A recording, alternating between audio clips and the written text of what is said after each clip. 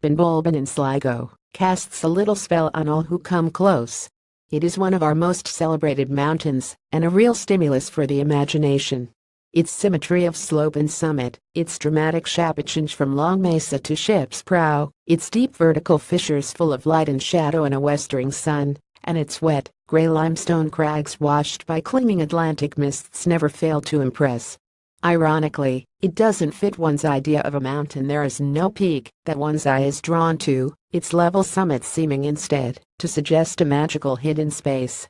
Indeed, somewhere on the Benbulbin Massif is a fairy door. It's the entrance to our world, through which the fairies come to play and dance and chase the frothy bubbles, while the earth is full of troubles.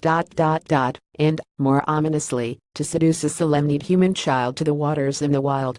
We walked up a series of turf extraction tracks, keeping as close as possible to the steep, grassy flanks of the mountain. It's a mountain that thus rewards the eye and the imagination, but gives even more to those venturing onto its heights. So on a blowy early September day, 3 of us took on the ascent.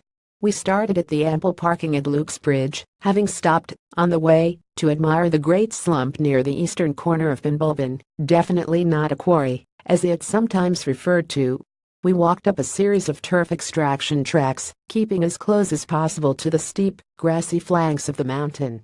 Eventually the track becomes a path that climbs, in a southeasterly direction, up to a distinct gully, where a brook exits the plateau. Judging by the numbers of fellow hikers we met and or saw taking this route, it may well be the most popular and trouble-free access to a mountain, and indeed a mountain range, beset with access problems on nearly all sides.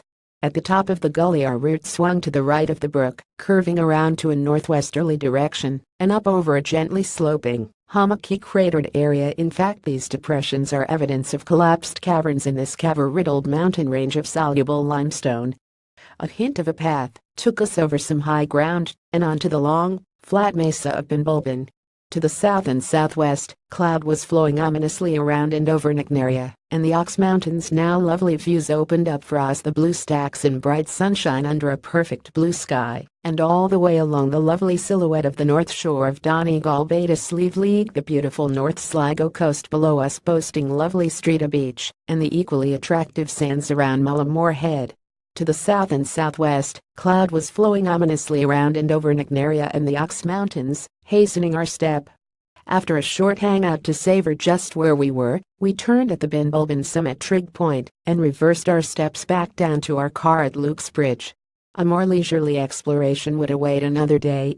Benbulbin, Company Sligo Map OS Sheet 16. Start finish Luke's Bridge, direction signs to right coming from south on the N15.